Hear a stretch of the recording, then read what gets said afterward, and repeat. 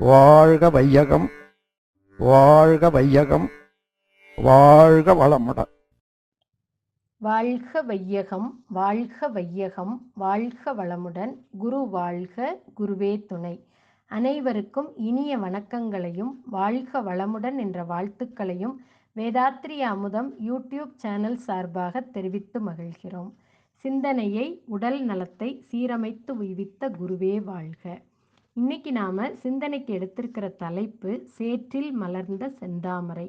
செந்தாமரைக்கும் வேதாத்திரியத்துக்கும் என்ன தொடர்பு இருக்குது அப்படிங்கிற கேள்வி நம் மனதில் எழலாம்.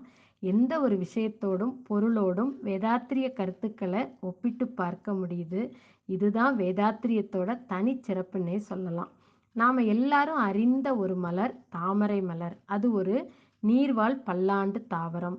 3 பக்கம் கடலாலும் 1 பக்கம் நிலத்தாலும் சூழப்பட்ட தீபகற்ப நாடான இந்திய நாட்டோட தேசிய மலராக இந்த தாமரை மலர் விளங்குது.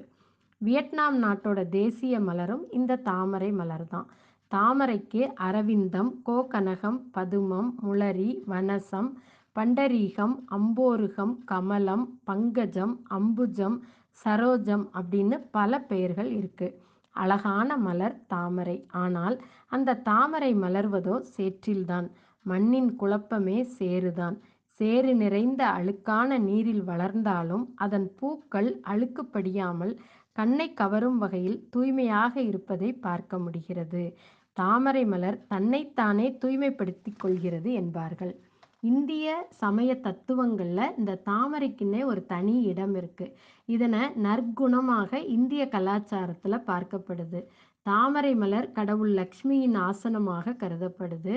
செல்வ வளத்தை குறிக்க 2 கையில் தாமரை ஏந்தி இருப்பது, வெள்ளை தாமரையில் சரஸ்வதி தேவி வீற்றிருப்பதாக கூறப்படுறது போன்றவை எல்லாம் தாமரை மலருக்கு கொடுக்கப்படும் முக்கியத்துவமே ஆகும்.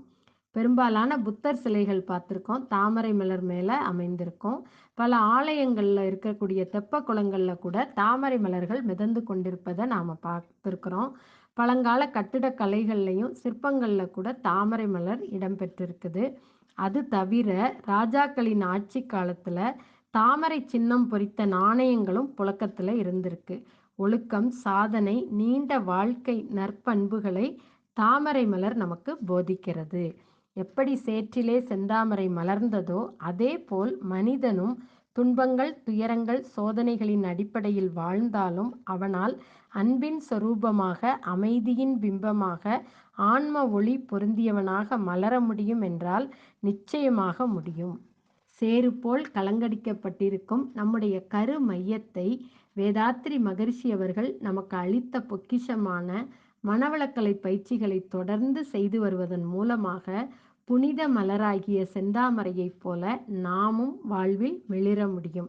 அதுக்கு நமக்கு கருமையத்தை பற்றிய ஒரு தெளிவான புரிதல் இருக்கணும். கருமையம் நம்ம உடம்புல எங்கே இருக்குது அப்படின்னு பார்த்தோன்னா, நம்ம உடம்ப நீளவாக்கில் ஒரு கோடு, குறுக்க ஒரு கோடு போட்டால் அந்த 2 கோடும் சந்திக்கக்கூடிய இடம்தான் கருமையம் அமைந்துள்ள இடமாகும். ஒரு விமானத்தில் தகவல் சேமிப்பதற்காக பொருத்தப்பட்டுள்ள கருப்பு பெட்டியை போல நம்ம உடம்புலையும் ஒரு கருப்பு பெட்டி, பிளாக் பாக்ஸ் இருக்குது. அதுதான் கருமையம். கருமையம் என்பது பிரபஞ்ச ரகசியங்கள் அனைத்தும் அடங்கிய ஒரு தெய்வீக நிதி அப்படின்னே சொல்லலாம். கருமையத்தை மகரிஷி அவர்கள் இயற்கையின் புதையல், பெட்டகம், தெய்வீக நீதிமன்றம் என்றெல்லாம் உயர்வுபடுத்தி குறிப்பிட்டிருக்கிறார். கருமையமே உடலுக்கு இயக்க மையமாக செயல்படுகிறது. கருமையத்தில் இருக்கக்கூடிய பதிவுகள் குறித்து மாக்கோலத்தில் மகரிஷி ஒரு கவியில் அழகாக விளக்கியிருக்கிறாங்க. அந்த கவி என்னன்னா, கருவழியே வந்த வினைப்பதிவு சஞ்சிதமாம், உருவெடுத்த பின்கொண்ட வினைப்பதிவு பிராரப்தம், இரு வினையும் கூடி எழும் புகு வினையே ஆக்காமியம், ஒரு வினையும் வீண் போகா உள்ளடங்கி பின் விளைவாம் என்பதே. அதாவது ஒரு குழந்தை பிறக்கும் போதே பதிவுகளோட பிறக்குது. முன்னோர்கள் செய்த வினை வித்திலே உண்டு. அந்த பதிவுக்கு பேர் சஞ்சித கர்மான்னு பேர். நாம் விவரம் தெரிஞ்சு 3 வயசுலேருந்து இன்னைக்கு வரைக்கும் செஞ்ச நல்லதும் சரி கெட்டதும் சரி கருமையத்தில் பதிவாகி இருக்கு. அதுக்கு பேர் பிராரப்த கர்மம்.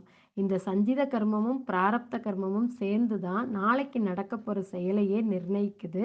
அதுதான் ஆக்காமிய கர்மம். ஒரு வினையும் வீண் போகா உள்ளடங்கி பின் விளைவாம். நாம் எண்ணத்தால் ஒரு விஷயத்தை நினச்சா கூட அது கூட கருமையத்தில் பதிஞ்சு தகுந்த கால நேரம் வரும்போது அதற்கான விளைவை கொடுக்கிறது. நம்முடைய வாழ்க்கை புனிதம் நிறைந்தது, தாமரையும் புனிதம் நிறைந்தது. தாமரை, சூரியகாந்தி 2 பூக்களுமே சூரியனை பார்த்து மலரக்கூடியது. இதில் சூரியகாந்திக்கு இல்லாத சிறப்பு தாமரை மலருக்கு இருக்கு. சூரியனை பார்த்து மலர்ந்து அது போகிற போக்கில் அது போகிற திசையில் பயணிக்கிறத மட்டுமே சூரியகாந்தி மலர் செய்யும். ஆனால் தாமரையோ சூரியன் மறைஞ்சதும் அதோட மடல்கள் முதல்ல வாடத் தொடங்கும், அப்புறம் மூட ஆரம்பிச்சிரும். எதுக்கு தெரியுமா? தனக்கு வாழ்வு தந்த சூரியனை தவிர வேறு எதையும் பார்க்க மாட்டேன் என்று வாழும் உத்தமிதான் இந்த தாமரை. இதுதான் தாமரையின் தனிச்சிறப்பு. அக வாழ்க்கையில் எப்படி இருக்க வேண்டும் என்று தாமரை கற்றுத்தரும் வாழ்க்கை பாடம் இது. நம் முன்னோர்கள் சிறந்த அறிவாளிகள். உண்ணும் உணவு தானியங்களில் நவதானியங்கள் என்று 9 தானியங்களை நிர்மாணித்தார்கள். தானியங்களுக்கு அதிபதியாக நவ கிரகங்கள் என்று 9 கிரகங்களையும் அமைத்தார்கள். நவதானியங்கள் 9 என நிர்மாணித்த தமிழன் திசைகளை 8ஆக பிரித்தான். திசையை 8ஆக பிரித்த தமிழன் இசையை சரிகம பதனி என 7ஆக பிரித்தான். இசையை 7ஆக வகுத்த தமிழன் சுவையை 6ஆக பிரித்தான். சுவையை 6ஆக பிரித்த தமிழன் நிலத்தை 5ஆக பிரித்தான்.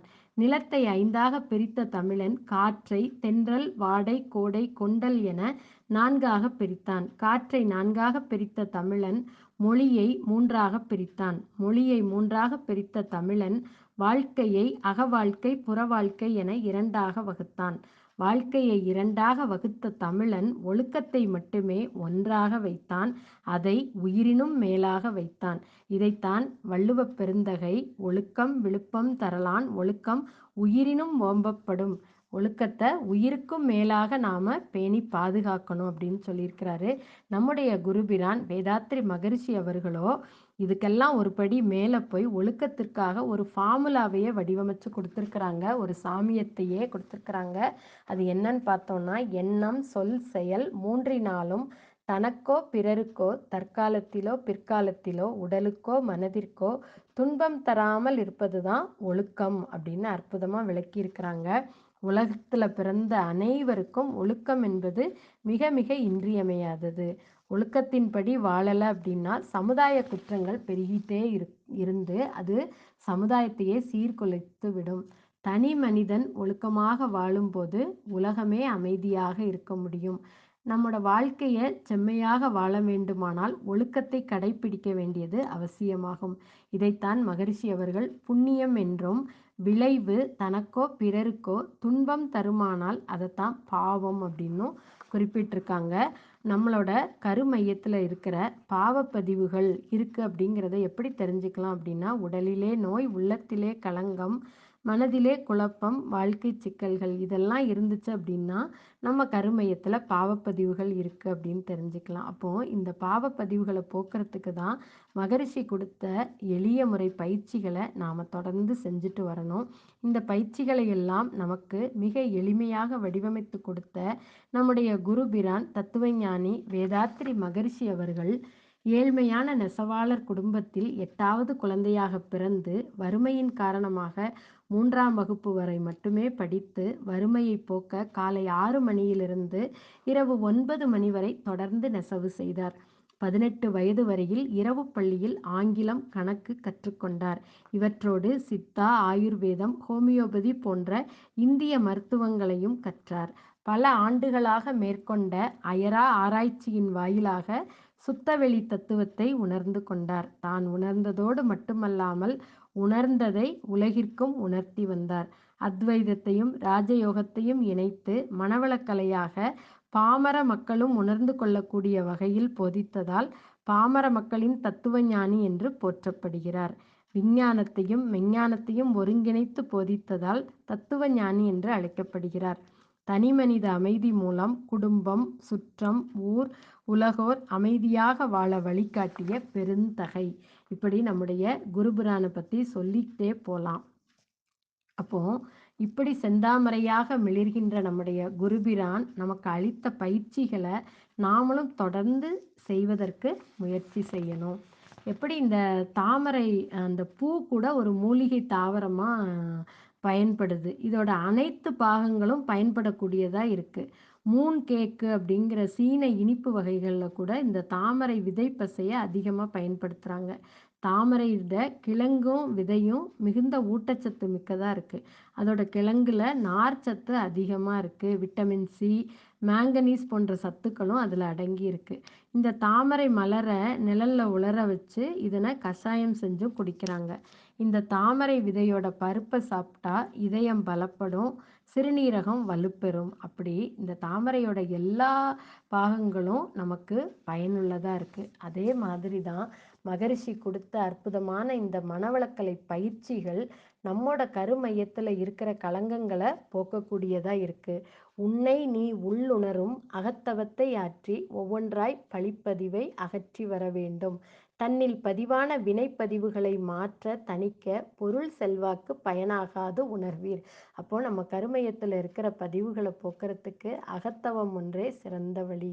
எனவே மகரிஷி கொடுத்த இந்த பயிற்சிகளை நாம் தொடர்ந்து செய்வதற்கு சங்கல்பம் எடுத்துக்கிட்டு தினந்தோறும் உடற்பயிற்சி, காயக்கல்பம், தவம் செய்து அகத்தாய்வு பயிற்சிகளையும் செய்து நம்முடைய கருமையத்தில் இருக்கக்கூடிய களங்கங்களை போக்கி நாமும் செந்தாமரையாக மெளிர்வோம் என்று கூறி இந்த சிந்தனையை நிறைவு செய்கிறேன். நன்றி. வாழ்க வையகம். வாழ்க வளமுடன். ஸ்கை வேதாத்ரி அமுதம் சேனலை சப்ஸ்கிரைப் பண்ணாதவங்க சப்ஸ்கிரைப் பண்ணுங்க, பெல் பட்டனை டச் பண்ணுங்க. அப்போ தான் நாங்கள் போடுற எல்லா வீடியோஸும் உங்களுக்கு கிடைக்கும். நன்றி. வாழ்க வளமுடன்.